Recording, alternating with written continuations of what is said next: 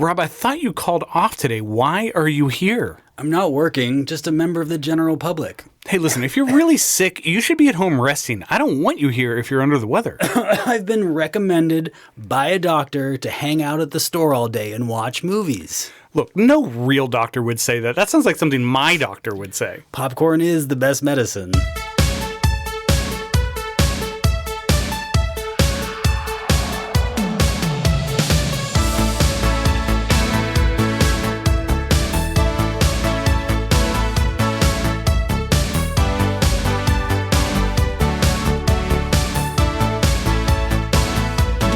Welcome to Rewind Video. I'm Bob. I'm Rob. And we love movies. Good ones, bad ones, old ones, new ones, tearjerkers, laugh out loud, knee-slapping comedies. Am I right? Don't hurt your knee if you slap it that hard, though. Oh, I won't. Might have to go to a doctor. Well, funny you mention that. So, Rob, as you know, I love my job here at Rewind Video. Doesn't show. 22 years behind the counter. I adore the customer interactions, the smell of the old popcorn, alphabetizing the biopic section. You're just going to randomly drop the timeline on me like that? Yeah, well, the mythology is now set in stone. It's been a minute. I guess we'll just go right past that. I have to be honest, though. There is something about this job that leaves a little bit to be desired. And it's the paycheck. Oh, okay. I'm not going hungry. That's the only thing? Well, it's one of the big ones. Yeah, you know, I can keep the lights on at home, but you know, if I'm really only replacing my Skechers these days if I've worn a hole through the soles right up to the sock. So the store is carpeted though, so the shoes last a while. They do. I keep them going. But I gotta be honest. I've decided to take on a little bit of a side hustle. In the evenings when the store is closed, I've been moonlighting as a late night physician for after dark medical needs. Like, you know, poisonings, rashes, butt stuff, like whatever comes up when the sun goes down. That does sound like a good replacement for a decent health plan. Well, you know, I mean, when you need help, you need help. I imagine that you're wondering how I became a medical maven overnight.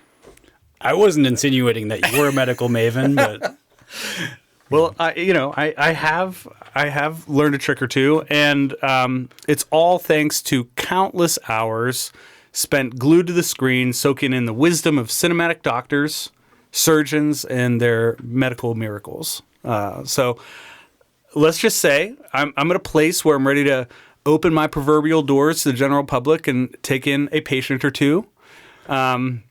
I'll pass. Fair enough. We'll wait for some Yelp reviews, perhaps. Yeah. And in honor of the fact that, I've got my quote unquote unofficial medical degree. And because we are some big quotes. Big quotes. Yeah, big quotes. And because we are guardians of the staff recommendation shelf,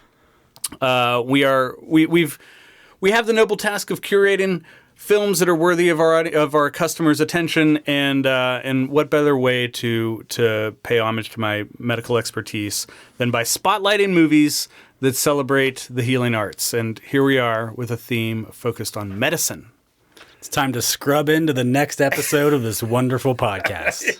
Yes. This was your theme. It was, yeah. We all have to interact with medicine or the medical industry or hospitals at some point in our lives. And you're a big fan of medicine. Am I? I don't know. Not like pills and drugs. I'm talking about just like, you know. I'm a big fan of health, and medicine can be a part of that. You know, I don't go to a lot of doctors, but, it doesn't mean there's no medicine in my life. Right. But generally, it's not a good experience if you're going to a hospital. No. Or a doctor or something. Friendship can be medicine. Friendship can be medicine. You're right. Yeah. You're right. All these things can be medicine.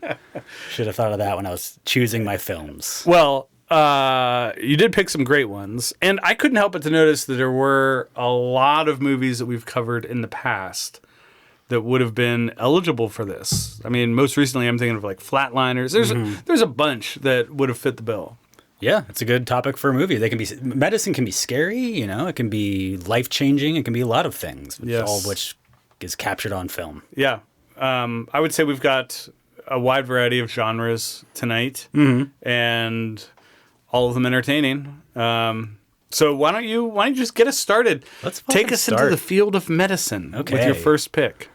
I'm going to start us in the 70s, 1978. The movie is called Coma. I'd never heard of this one. Wow. Yeah. Strange. This is directed by Michael Crichton, the author. The screenplay was written by him, but it's based on a book by a guy named Robb Cook. I believe they were friends. Yeah, I think I might have read something about that. Yeah, they knew each other at some point. This is filed under Factory Farms. Here's the back of the box. A young female doctor discovers something sinister going on in her hospital. Relatively healthy patients are having complications during simple operations and ending up in comas. The patients are then shipped off to an institute that looks after them. The young doctor suspects there is more to this than meets the eye. And there is. There certainly is. That's why they made a movie about it. Tagline, imagine your life hangs by a thread. Imagine your body hangs by a wire. Imagine you're not imagining. Well, my curiosity would be piqued if I hadn't already seen this. So this is a medical paranoia thriller. Yeah. Like I said, written by Michael Crichton, but it was based on a book by a guy named Robb Cook, who is, this is like a medical thriller guy. He's like one of those guys that found a genre and just banged away at it for 20 years. I think he's been credited as like creating the medical thriller genre. I mean, he because of this. May have. Yeah. According to Wikipedia, I went to his Wikipedia page. This guy sold almost 400 million books. Wow. Yeah. So like he's not a lightweight. No. So people are into this medical thriller stuff, and he's obviously like the foremost guy at it. Yeah, he figured it out. Crichton himself has a history, or had a history in the medical field. He went to Harvard Medical School, even though he'd always intended to be a writer. And his idea was he was going to just write books on the side while he was practicing medicine. So he wrote under these different names, so his patients wouldn't be worried about like an invasion of privacy. And like, are you going to write about my medical problems? Yeah. He never actually practiced medicine, but he did graduate from Harvard Medical School. And this fucking guy, he published 7 books while he was at Harvard Medical School. Wow. I don't even like I don't even know how you do that, but I guess some people are just capable of not sleeping or something. I don't know. Some things he said he learned while he was in medical school was that he absolutely hated medical school.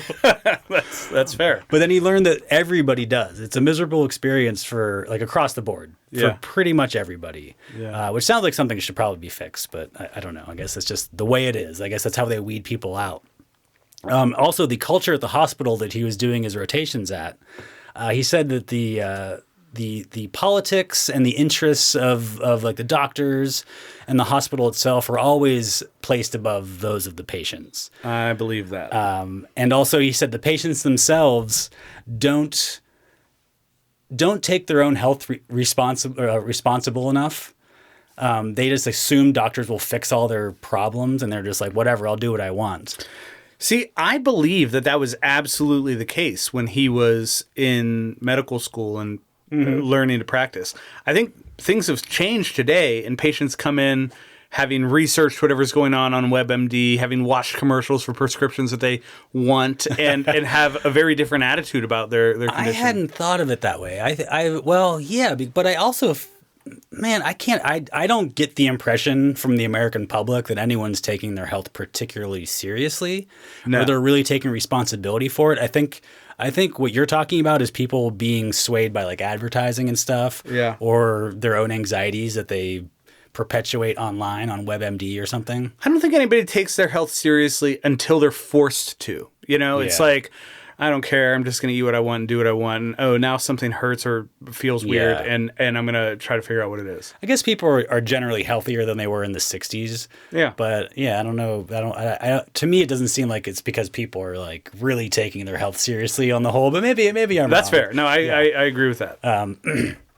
I do like how Coma treats the medical industry and like the hospital itself as just like any other powerful institution, and it should be feared. The medical establishment is like any establishment. It's going to do what it needs to do to protect the power structure that's in place at the time. Agreed. And I think this movie does some interesting things to perpetuate that, just in form of the cat and mouse games that are happening in the hospital, and even just some of the weird sexism that the main doctor faces. And it's not a welcoming place. It's not. And just like the way that the doctors, like the whatever they're called, like the main doctors, talk to people and talk amongst themselves, you're like, what is going on here? Like, there's just something like weird about the way this is all going down. But it's like, that's how any large organization operates. Like the people in charge of it operate it in a way that benefits themselves and keeps them where they are, as opposed to like the long-term health of the hospital or the patients or whatever, you know? And Crichton was like, as the director of this movie, like he's skeptical of those power structures, but he's not like, he never outright subverts like the system. And it's kind of like how he viewed, I think, technology. If you read a lot of his books, like Jurassic Park, as an example, like he's not a technophobe. He just like, he thinks people should design technology in ways that is safe and work properly. And he thinks the hospitals should operate the same way. Why don't just people just do what's best for the patients? Without giving too much away about this movie, in case you haven't seen it, there's an aspect of organ harvesting in the conspiracy at this hospital. And after this movie came out, there was a noticeable dip in organ donation. Really? Yeah. And then, who knows whether that was the actual cause of it. I think this movie was popular. And the book was popular, too. The book was very popular. But who knows? Who knows what the real reason was? But it did get me thinking about organ donation, about how most people really only engage with that like through their driver's license process, when you're waiting for your license or filling out the forms, whatever, it says like, do you want to be an organ donor? And you just like check the yes box, and then you have a little thing on your license. Except I have a serious question about that. What exactly is it we're agreeing to? I've never seen anything in writing. No one ever explained the parameters of this deal. I would, as a general rule of thumb, if people ask me for my organs, I say no. But when you're at the DMV, people just say yes. That's true. And I want to know, like, what is the deal? What am I agreeing to? Like, I understand everyone knows like the general idea. But like, I don't know. I feel like I want some more specifics. Okay, that's fair. Is that fair? I don't know who to point you to. That's the thing. Like, where do you find this shit out? I mean, what am I agreeing to? Because like, there's not even like a, hey, click this thing and read the contract. It's just like, do you want to be an organ donor? It's like, yeah, totally. Well, I can guarantee you something. As your after hours doctor, I would never take any of your organs. I appreciate that. You don't even have any tools though. You don't have anything sharp. Like a spoon. You've got like one of those like Fisher Price stethoscopes. Yeah. It works. It does. It did work. Yeah. Coma is a 3.4 overall on Letterboxd, and I give it 4 stars. I think it's a pretty top notch 70s paranoia thriller. Yeah, this one surprised me. And I'm glad you mentioned it. It fits into that paranoia thriller category from the 70s, which a lot of movies did well. I always think of Rosemary's Baby first, but this has elements of that.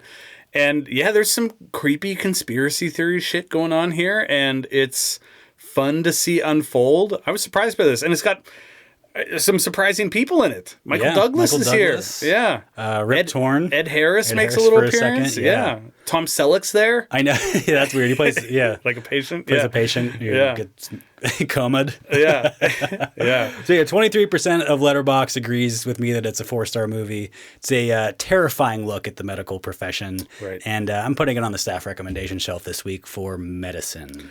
I think people should pick it up. It's definitely, especially if it's something you haven't heard of. I when I saw this on your list, I thought, what's this weird midnight movie that Robb has chosen? But it's not that. It's this was a popular, bona fide, popular hit. 70s thriller. It's just a little bit before my time. Yeah, somehow flew under my radar. Well, great choice. I enjoyed it, and I think our customers will too. I think they will. Well, let's stick with Comas. They're great. Big fan. Yeah. I'm going to 2017 for my first pick, and it is The Big Sick from the Rearranged Marriage section of our store. Back of the box synopsis for this. Pakistan-born comedian Kumail Nanjiani and grad student Emily Gardner fall in love, but struggle as their cultures clash. When Emily contracts a mysterious illness, Kumail finds himself forced to face her feisty parents, his family's expectations, and his true feelings. Tagline, an awkward true story. Fine. Yeah. It's accurate. Yeah, for sure. So this was directed by Michael Showalter, who we all know from acting and writing in The State. He wrote Wet Hot American Summer. Mm-hmm. Most recently, he wrote The Idea of You. He doesn't have a lot of directing credits to his name, but this is one of them. Yeah, he's starting to get a little bit of a niche. Yeah, indeed. This was written by Kumail Nanjiani and his wife, who the actress is based on in this.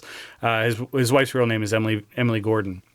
So there's some key themes here. We get some cultural identity struggles. You know, there's Kumail's Pakistani heritage, which plays a big role in his family's expectations for an arranged marriage. Interesting kind of family dynamics, which, definitely play a role when his ex-girlfriend becomes sick and Kumail spends a lot of time with, her parents. I love that this really speaks to love in a way that few rom-coms, in my opinion, really tackle. You know, a lot of them are simpler stories, and this is... one of them spends a lot of the movie in a coma. Right, yeah. And that's an important part. Like, that's not really... The movie isn't about them as much, you know? Like, no, it's not. At least half of it is not. Yeah. It is about feelings developing on one side of a relationship because, he is falling back in love with her as she is just sleeping away the day in a coma. Well, he never really wasn't, right? Right. Yeah. So I think Kumail Nanjiani is really great here. Zoe Kazan plays Emily. She's also really good. Supporting cast has Holly Hunter and Ray Romano. Romano is actually kind of funny here. I think both are believable as her parents.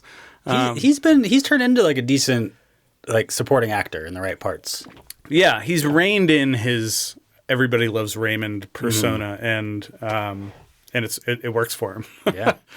So why did I choose this? I think believability is what sets this apart from your standard rom-com. I believe that these two people are a good match for each other, Kumail and Emily. I believe the pain that Emily experiences when she learns that Kumail hasn't told his family about her.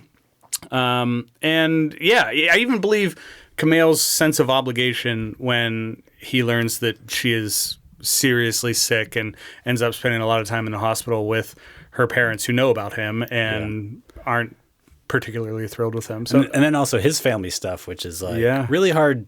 I mean, as somebody who was raised in America by boomers in the 90s, we had nothing to we barely had a framework for what the hell we were supposed to do with our lives, let alone these crazy expectations of the way you're supposed to do something like get married. Yeah. You know, it's so hard to even fathom what that would be like. Especially as somebody like Kumail, who has parents that expect that, but he's I grew up in a completely different world as you people, you know? How can you expect this of me? 100%. It's crazy. It is. It's really interesting to be exposed to what has to be a very common tradition for people of his heritage, and it's.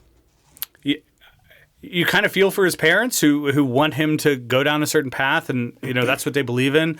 You also sympathize with him, who is a very raised in American culture and wants an American life. It's fascinating to see it unfold. All the emotions in this movie, I think, just feel really real, and I think a lot of that comes from the fact that this movie is built on a foundation of truth. I mean, it's the true story of Kumail and his wife's relationship.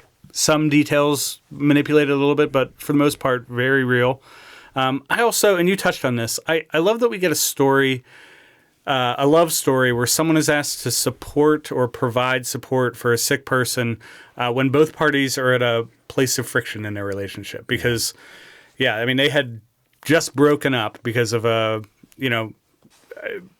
stark misunderstanding and difference in terms of cultural background. But, then she pretty quickly gets sick, and, the feelings are still there. Yeah. But I don't think that's something that we often see. But yeah, her last memory of him is not a good one, but he definitely falls back in love with her and endears himself to her family while she's comatose. As it relates to our theme, I think there's a real feeling of helplessness when a loved one is sick and doctors can't quite pinpoint what is going on and how to solve the problem. Because like you said, decades ago, we just, you go to the hospital and you assume these people are here to fix me. Yeah, and that isn't always how it goes. And that's something that we see here. And, and it seems so random too. It does. And it's like, well, who the hell knows what's going on? It seems like nobody does for a while. Yeah. It takes a minute before they figure out exactly what she's suffering from. But, last thing I'll say about why I love this is that the stand-up is actually good. We get a lot of scenes of stand-up comedy in this. A.D. Bryant shows up before she was cast in SNL. Bo Burnham is here. He's very funny. Obviously, Kumail does some stand-up, and all of his stuff is good.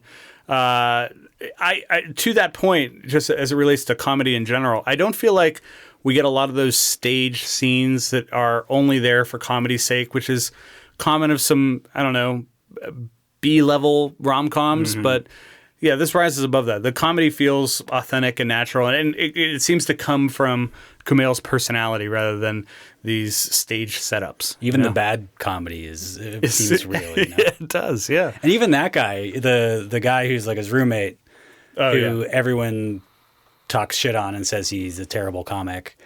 And his comedy is bad, but you can see what he's doing. He's being the crowd pleaser that gets laughs and stuff. But even he gets a moment later. He was like, well, I got kicked out of the house at 16 for smoking weed. And you can kind of like piece together his story too. Where it's like, he's not trying to be an artist. He's got to like go up there and get laughs and be the local crowd pleasing guy because like he's got to pay his rent because he's been on his own since he was 16 years old. Yes. So like even that's like a very real moment for him.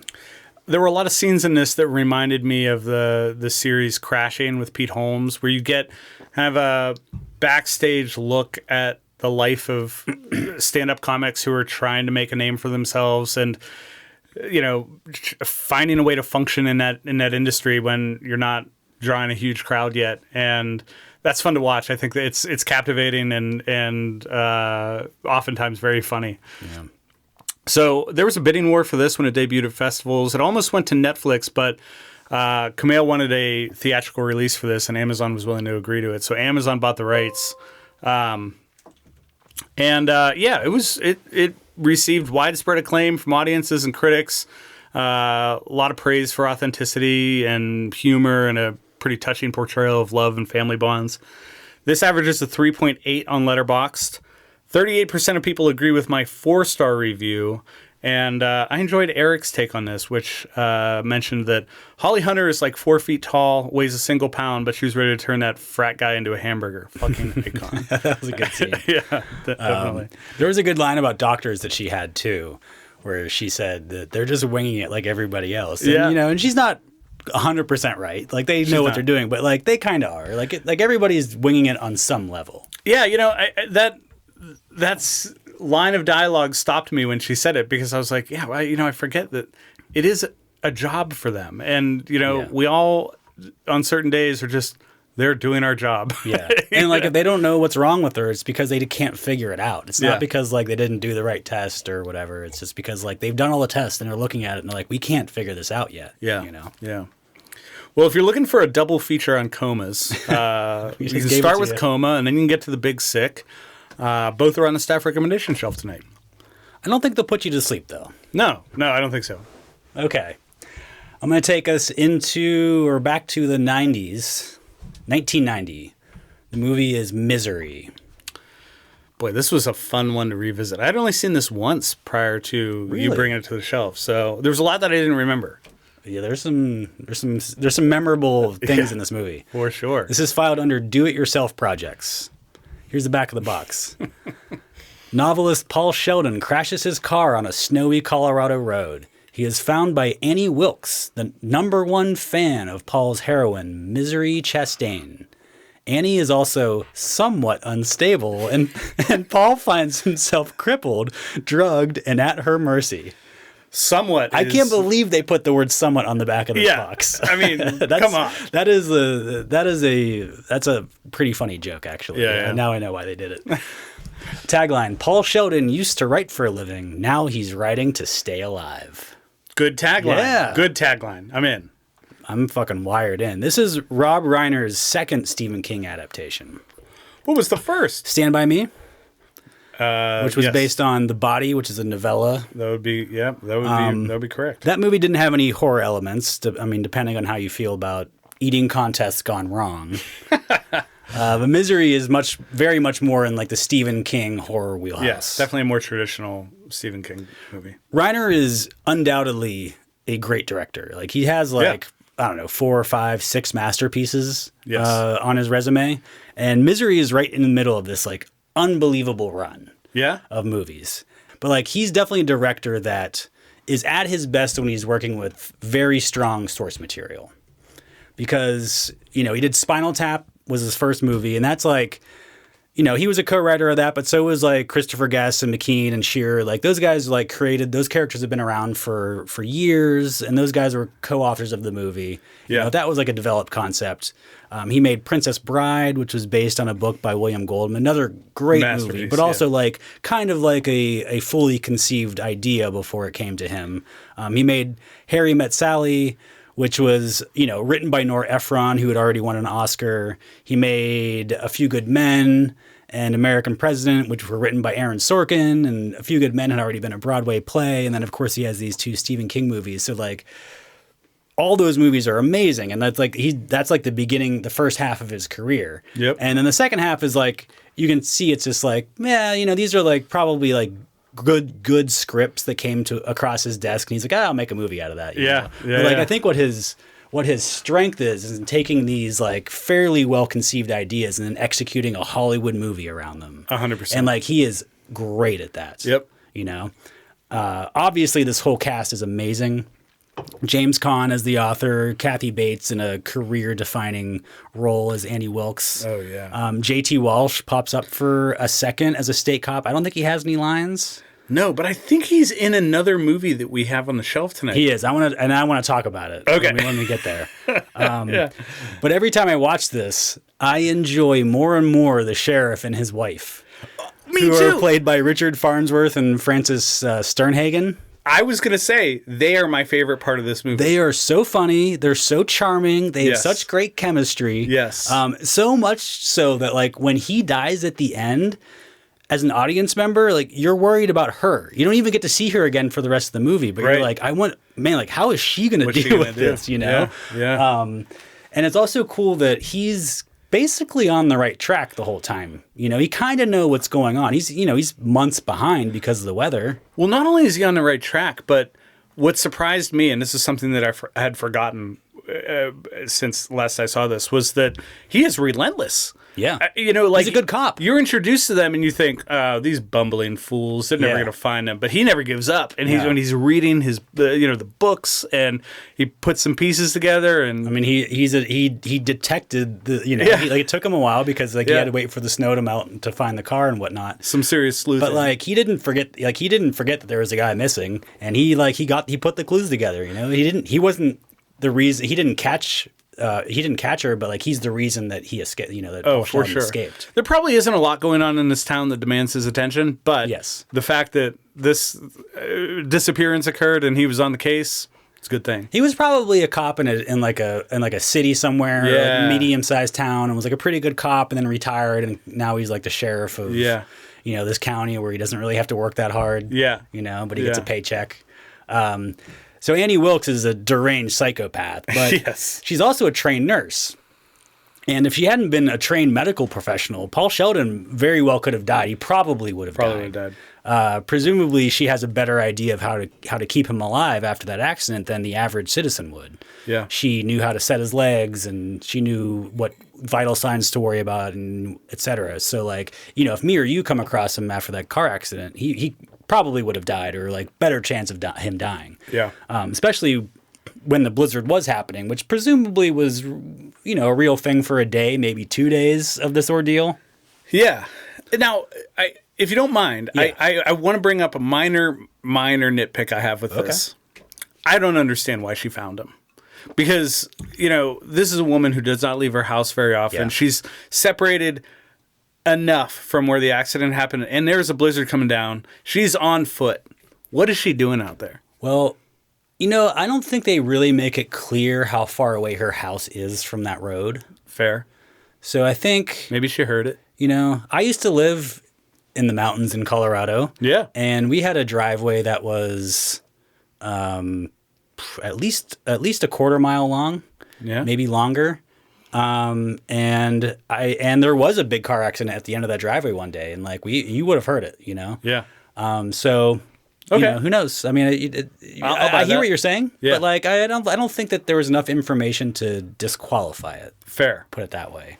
But like Paul needs the medical attention, you know, like because but it also puts him at the complete mercy of this woman. Yes. Who is, you know, a psychopath. Oh, yeah. And so she obviously uses it to control him. So like medicine on one hand has saved his life, Yeah. but also medicine is keeping him prisoner. Yes. You know, so medicine is the good and the bad here. Mm-hmm.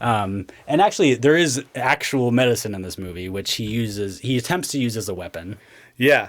and she kind of is using it as a weapon too. Yeah. Oh, for sure. You know, so medicine can be used for evil. Medicine can be used for good. Yes. Yes, indeed. This sits at a 4.0 in Letterboxd, and that's right where I have it. Agreed. A massive 42% of people on Letterboxd give it 4 stars. Yeah.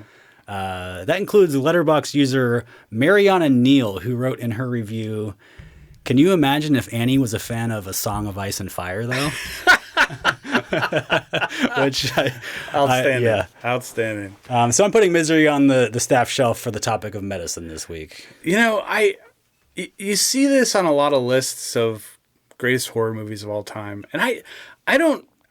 It's hard for me to put this in the horror category. It's chilling.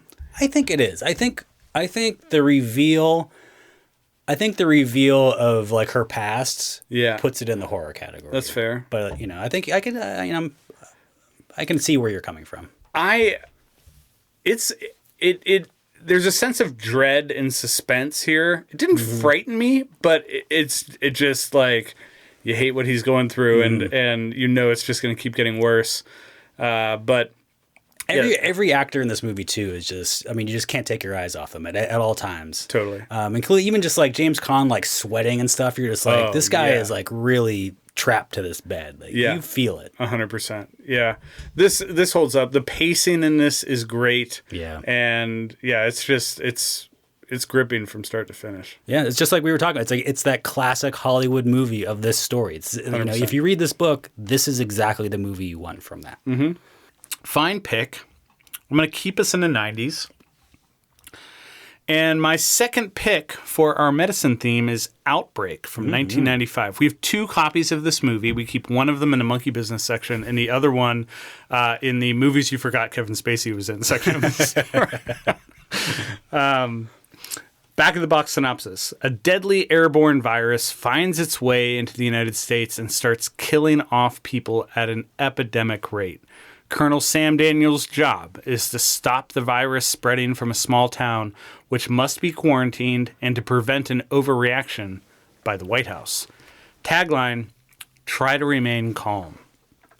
Which, yeah, I get it. I don't know. It's like a B-level tagline. Just so, You know, I always try to picture these taglines on a poster, and I think, you know, on a poster, I think it works. Yeah, against the title Outbreak. Yeah, for the right picture. I can picture that. Yeah. It's not an A. It's a B plus maybe. Yeah. B plus. So this is a medical disaster film directed by Wolfgang Peterson. definitely delves into the outbreak of a deadly virus and the race against time to contain it before it spreads across the country. In addition to the threat of the virus spreading, we also have Donald Sutherland's character, who seems to have a hard-on for wiping towns from the face of the planet. And so that's an additional threat.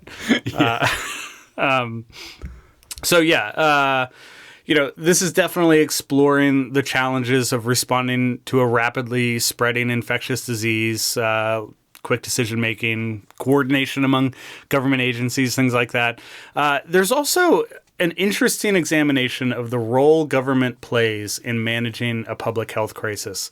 I think it raises some good questions about transparency, accountability. Also, this is an instance in this movie of a government, like whatever you think about their actions, which, there were definitely some things that were evil, but at least like they were handling it, as opposed to some, other pandemics where not quite as successful. Yeah, but they like this government actually like went in and like, we're gonna fix this problem. Yeah, we're gonna go after it. Their solution was not something we would agree with, but at least they were like, we're gonna fix it. Yeah, we're gonna give it our best shot. Yeah. So Dustin Hoffman plays Colonel Daniels here, and he is great. So this role was written for Harrison Ford, and Harrison Ford turned it down.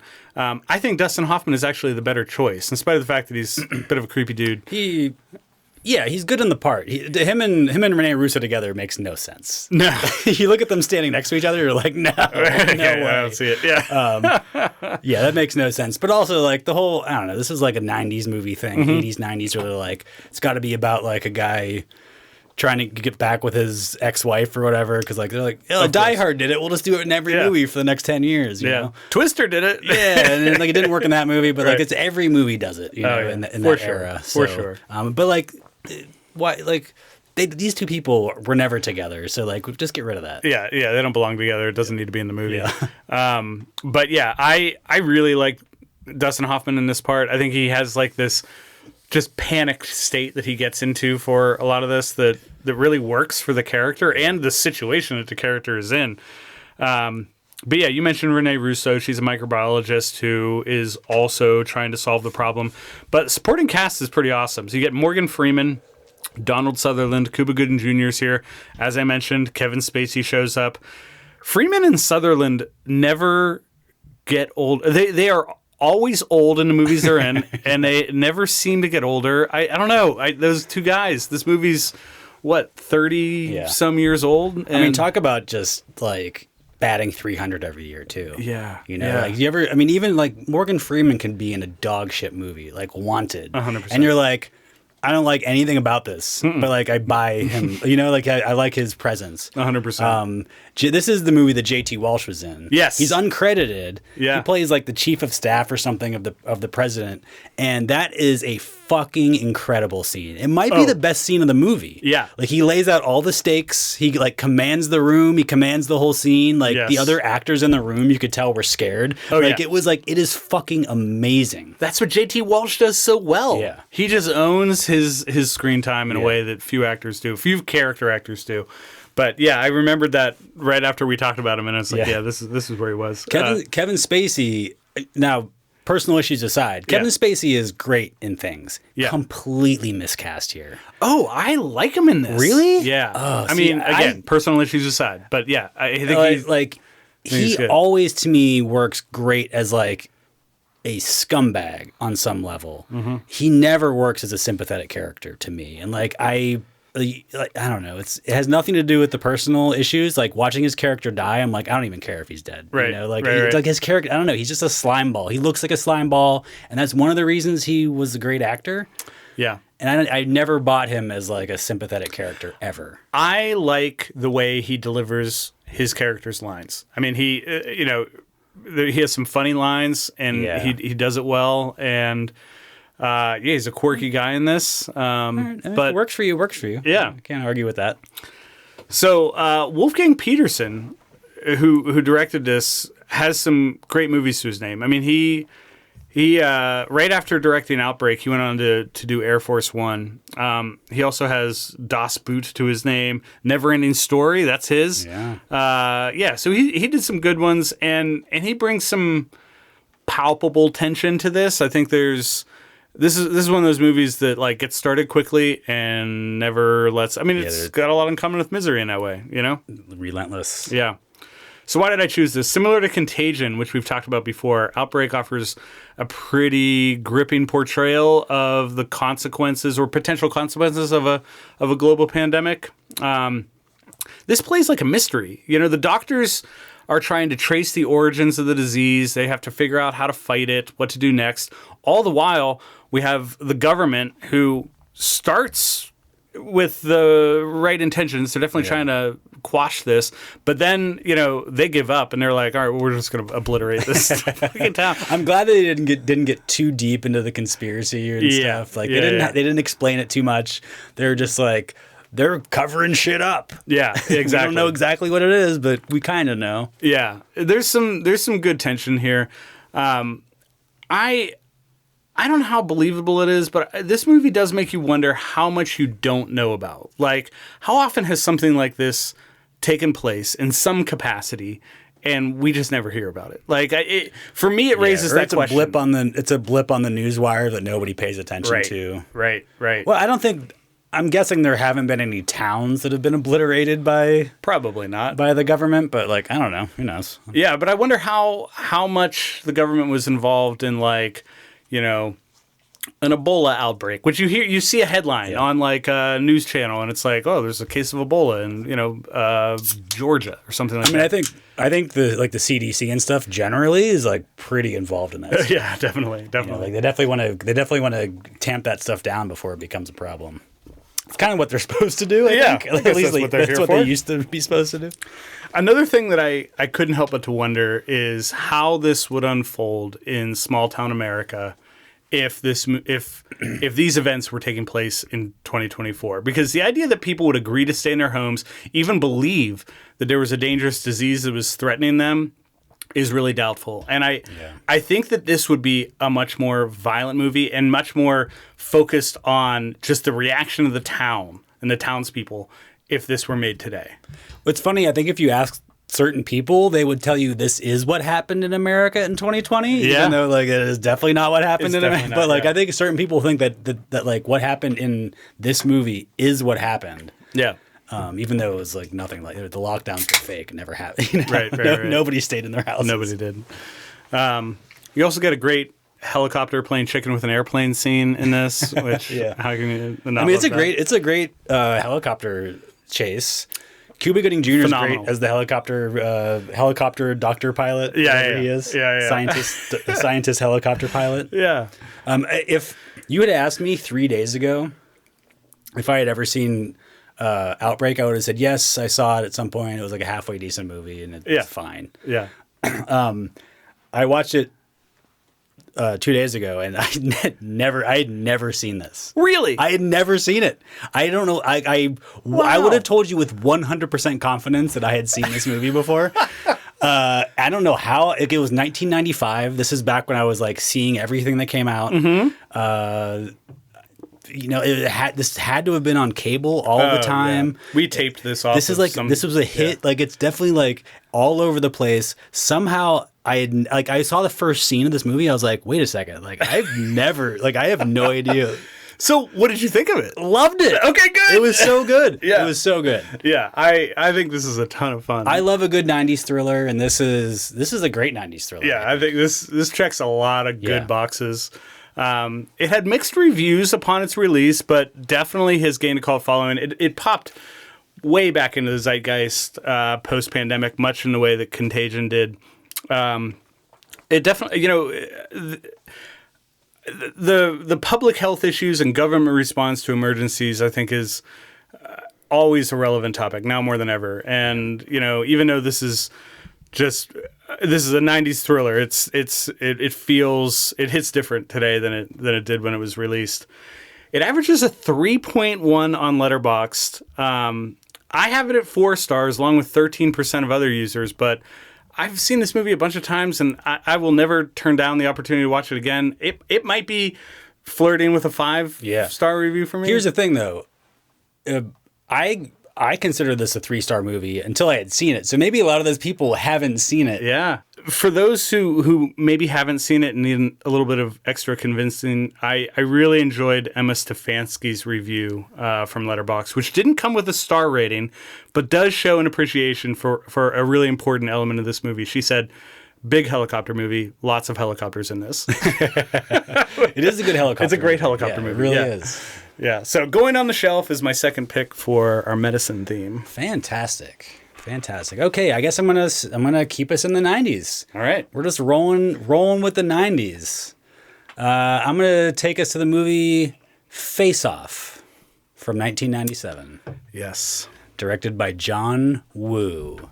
The one and only. Filed under Surgery Gone Wild. Here's the back of the box. An anti-terrorism agent goes under the knife to acquire the likeness of a terrorist and gather details about a bombing plot. When the terrorist escapes custody, he undergoes surgery to look like the agent so he can get close to the agent's family. Yes. That is what happens. That is what happens. Tagline, in order to catch him, he must become him. That's a good tagline. Yeah. And it works with the poster, 100%. The two-sided face. Yeah. This is John Woo's science fiction action extravaganza, starring John Travolta and Nick Cage, who famously switch faces about a third of the way through this movie. Nick Cage really showing up on the pod a lot these days. For good reason. Yeah, and I thought about bringing this movie to the table just because we had been talking about Nick Cage so much, but I think it really fits the theme here, and this really needs to be talked about. It does need to be talked about. It's a movie that is batshit crazy in pretty much every way. Yeah. The performances are every bit as insane as you would expect from a Travolta and Cage switch faces movie. Right. Because they're essentially just doing impressions of each other for the whole movie, which is part hilarious, part awesome, just all amazing. And effective. I mean, yes, they do it a works. good job. Yes, they do. The action is highly stylized, maybe a little bombastic. Yeah. Doves do make an appearance. Of course they do. Yeah. It seems like it's a movie that could only exist in the moment in time that it existed. This was written, I think, for Stallone and Schwarzenegger originally. Oh, really? Which, again, it's a completely different movie. Yeah, no thanks. And maybe you make that movie in some capacity, but it's not the same movie at all. Definitely not. These are two unhinged actors at the peak of their wildness. Yes. But it's also a premise that I think can kind of only happen in the last half of the 90s. I think if you make this movie nowadays, it's you're not going to have two huge movie stars in it. It's not going to cost $100+ million. It might be a weird sci-fi / horror streaming movie or something. Yeah. But this is the only time you could get this big budget, just fucking crazy ass fucking movie with movie stars. Yeah. This is the only 97, 95 to 99 is the only time this could ever happen. I don't disagree. So this movie is just balls to the walls in every way. There's no point at which it is not going for it. It's just the pure insanity of it is the reason it's such a blast. As much as I love it, though, I have to say it's definitely too long. Oh my God, Rob! This movie needs to be 40 minutes shorter. I mean, 20 to 30 to 40. Yeah, I wanted it to be a 90-minute movie. Yeah. And it maybe if all the scenes that are in slow motion were not in slow motion, it'd be down to a time that's manageable. But boy, it does feel like John Woo walked so that Zack Snyder could run, because all of the stuff that bugs the fuck out of me with this in terms of just the pacing and the slow-mo is Zack Snyder's I don't claim to mind fame. the slow-mo as much as I just everything about this movie is melodramatic. Yeah. Right? The characterization, the performances, the visuals, the lighting, everything is melodramatic. But also the pacing is very melodramatic, and you could cut out entire scenes of this movie. The slow-mo doesn't bother me as much, because that's what John Woo does. Sure. He's good. He makes it look good as opposed to maybe Zack Snyder, who's doing slow-mo CGI bullshit. John Woo is having Nicolas Cage jump through the air with golden guns. I'm down for that slow-mo. Yeah. I don't need the fucking so many scenes with the family and like Nope. and like it's just overstuffed in general. There's too many ideas. Yeah. The perfect example is the magnetic prison, which is like so complicated. Yeah. But it's like it doesn't serve any purpose in the story. It doesn't serve any purpose in the plot. Like why did they do that whole thing? Like you could have one scene just like replace all of that. But like they made this whole thing and like they got those boots from the Super Mario Brothers movie. Oh, did they? Yeah, those are reused boots. And like did someone find the boots and was like, yeah, let's already have 30 minutes of this movie and just like there's no reason. Like, no, you know. there's not. So like there's just too much stuff. It's just too much, you know? Like if this movie, you could cut this movie down to like 90 to 110 minutes somewhere in there and it would be like fucking kick ass. You know? So like it's definitely way too long. Yeah. But how does it fit the theme? Well, the two characters switching faces, that is a medical procedure. And, you know, it's a black bag operation. So the doctors are, you know, everything's off grid. The facility is very secret and the procedure is very experimental. But it's also extremely preposterous. You know, they take a lot of time to explain this. Oh, yeah. Like we're gonna do it this way. We're gonna cut his face off, and we're gonna like make your body and change it this way, whatever. But like, no matter how much they explain it, it never makes sense. It never makes sense. It never makes sense, or even like, why is it necessary? You know, like why does putting somebody's face skin over your skull make you look like the other person? It doesn't, like, there's no reason it would make sense. Yeah. They kind of like explain like, well, we put this like thing underneath the skin, but then when they show them doing it, they don't do that. Right. Yeah. But again, like my question is like, why don't they just have like some sort of advanced plastic surgery? Like, isn't it the same thing? Could be. Why not? Yeah. Why not? Like it's the same thing. Yeah. And that had to exist in this world. I'm sure it did.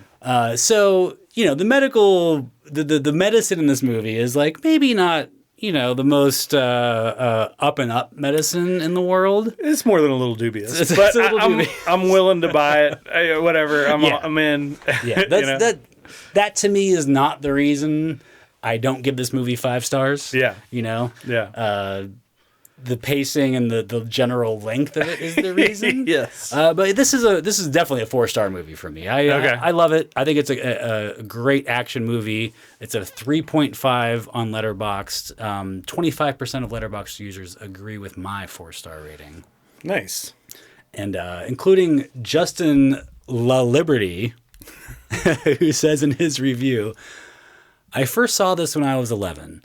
I spent the next decade thinking that I could eat a peach for hours was a legitimate pickup line. I was single for a while. So Face Off is a totally bonkers action movie with a totally bonkers medical procedure. And I'm putting it up on the shelf this week for medicine. Yeah. I don't love this. This is a 3-star movie for me. I was very much looking forward to going back to this because I'd only seen it once and it was shortly after it came out. But there's still a lot of fun to be had. At least I enjoyed quite a bit of this, including the beginning, where when you know that the premise of this and that Travolta and Cage are going to switch faces, and you pay attention to them before they do, it's clear that Cage is doing his best Travolta, and Travolta is doing his best Cage. So when they're switched, you know, it feels more seamless. And it's great. You know, these two actors have such, I don't know, idiosyncratic things about them that make them right for the role. Like, I would much rather, I'm sure that Stallone and Schwarzenegger were probably wanted for this, but Stallone, this is definitely the right choice. I can't imagine this with a different cast. Yeah, Travolta and Cage are the right guys. Nick Cage had the first day of Face Off was the day after the last day of Con Air. So he shot Con Air, got on a plane, and the next morning was shooting Face Off. You're kidding. No. So like he like was, I'm sure, exhausted and just like, you know, so like he's like dealing with all the, you know, I think like the exhaustion and the fact that like he had been working for probably months and months in a row. Yeah. It's probably like informing his batshit performance here. Would this have been better if it was a miniseries, like a 6-episode show? No, I mean, I think I agree with you. I think this should just be a shorter movie. Yeah. You know, if this movie was 98 minutes, it would be a 10-star movie. Oh, yeah, I agree. You know what I mean? I agree with that. Yeah, there's a lot that I don't need here, but Because like when I remember this movie, when I think of it, I'm like, fuck, like I remember everything that's fucking awesome about it. And then when I watch it, I'm like, okay, we could do without this scene. This scene is not, Yeah, yeah. And it's just and just like if it was trimmed down, it would be like maybe one of the greatest action movies of all time. Yeah, I agree. Well, fun to revisit, and how can you not love these two guys at this stage in their career switching faces? Yeah, I mean, my theory has always been like, imagine The Fugitive if they had switched faces a third of the way through. That would be an amazing movie. Oh, for sure. Well, I'm gonna take us to a more somber place. Slightly different. I realize that I've been doing lately with my third pick, and I need to get out of that funk. Lately my third movies have been, I don't know, somewhat downers. Your brand is strong. Yeah, indeed. I'm going to 2017. My movie is Never, Rarely, Sometimes, Always. I'll give you the back of the box for this. An intimate portrayal of two teenage girls in rural Pennsylvania. Faced with an unintended pregnancy and a lack of local support, Autumn and her cousin Skylar embark across state lines to New York City on a fraught journey of friendship, bravery, and compassion. Tagline, her journey, her choice. Which is... That works. Yeah, it does what it needs to do. It's appropriate for the movie. Yeah. So, this is directed by Eliza Hittman. The film follows Autumn, a teenage girl from rural Pennsylvania. She's dealing with an unintended pregnancy and navigating the complexities that come with that, and is ultimately looking for an abortion. So reproductive rights are a big part of this. This is exploring the challenges faced by women seeking abortion in states with restrictive laws, and even more specifically, communities where abortion is frowned upon in a big way. And, the emotional toll of navigating a complex and often stigmatized healthcare system. No support from her family. None. No, yeah. And no real ability to even talk about this with anyone. Like, it's not surprising that she develops, a real bond with her cousin, because she's able to discuss this, but and discuss this is maybe giving it too much credit, because there's not a lot of dialogue in this movie. It's a quiet movie, and even that bond that they create is through a lot of unspoken gestures and just a sense of understanding. But yeah, there's also a sense of personal agency that you get with this. This film is definitely highlighting the importance of autonomy and self-determination when it comes to making reproductive choices. Autumn asserts her right to control her body and make decisions about her future. And Autumn is played by Sydney Flanagan, who I hadn't seen in anything, hasn't starred in a lot. In fact, none of the actors in this movie I had really recognized from anywhere else. Talia Ryder plays her cousin.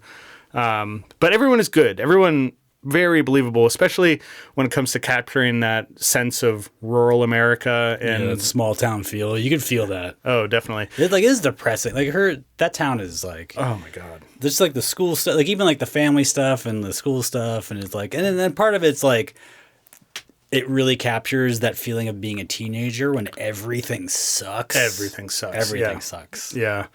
It very much feels like a town you just never really escape. Yeah. And the fact that she does under these circumstances is, I think it makes that journey feel even more anxiety ridden for her than it would be for someone who didn't grow up in that background. But yeah, Eliza Hittman's direction, really understated, very sensitive to, the topic. I think it allows some of the intimate moments and subtle gestures to really develop the characters, and you get a sense of what they're thinking and feeling on the inside.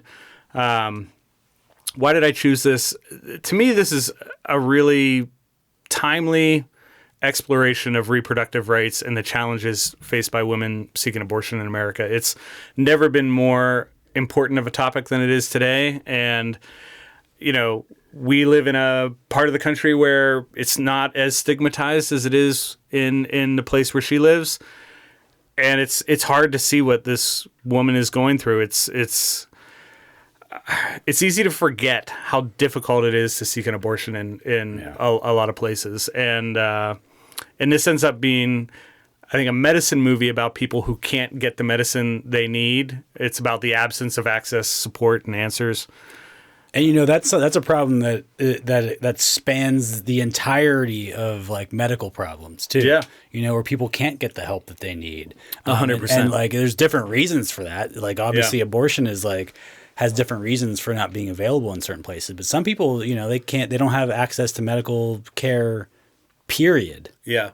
Yeah. You know? Yeah, absolutely. And even the level of expertise in some of those smaller towns. Like, you get a little bit of that here, where when she initially finds out that she's pregnant, she's told that she's 10 weeks along. And then when she's in New York and at a more qualified facility, it's like, oh, no, you're much further along than that. Yeah. And I was really struck by the things that Autumn's character explores before she finds a way to potentially seek an abortion.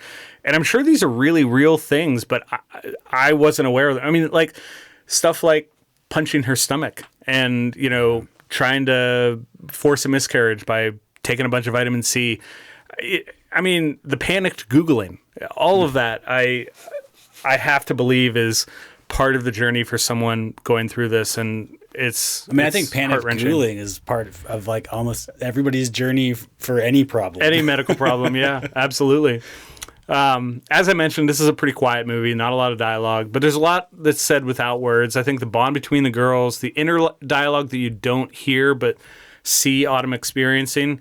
You know, there's a scene where she looks away from the sonogram that she's getting that it says it all in terms of what she's feeling and thinking. And of course, the titular scene that the movie is named for is really heartbreaking. Made me emotional. Not ashamed to say it. This was released to pretty widespread acclaim upon release, praised for authenticity and empathy, given the subject matter. Averages a 4.0 on Letterboxd. That's what I gave it, along with 41% of other users. And Patrick Willems, who I love, in his 4.5 star review said, a movie that truly captures the despair of the Port Authority bus terminal, which is accurate. Had you seen this before? No. Yeah. No, I had not. This is what, 2020? 2020? Yeah. I think I might have said 2017, but it is 2020. It slipped under the radar. It was an indie film, did well at festivals, but no, I definitely heard of it. Didn't get wide release. Something that escaped me. Yeah. So, important topic, and definitely one that feels relevant to our medicine theme. So, absolutely, throwing it on the shelf is my final choice for this week. And, you know, with all of these up here, I can't tell if I'm looking at a staff recommendation shelf or a shelf at the pharmacy. I mean, there's just a lot of medicine happening here. Yeah. We've got 6 fine medicine-themed films for our customers, including Coma, The Big Sick, Misery, Outbreak, Face Off, and Never, Rarely, Sometimes, Always. Go to rewindvideopod.com to find us on the internet. And don't forget to subscribe, like, and review the show. We wouldn't mind some 5-star reviews of our own. That'd be great. Yeah. Maybe write something. Yeah. Why not? Tell the world how great we are. Yeah. Next time, don't be surprised if you see us in the store donning helmets, knee pads, mouth guards. We'll be tackling the theme of stunts, which is going to be fun, perhaps a little dangerous, but definitely fun. I did a barrel roll into the store this morning. I don't know if you noticed. That's great. I did a somersault yesterday. No, you didn't. Definitely did not. As always, we'll have 6 films to recommend. In the meantime, feel free to hit us up for a movie to watch, and we will see you next time. Be kind. Recommend. Hail Satan. Hail Satan. We do it for you, Satan.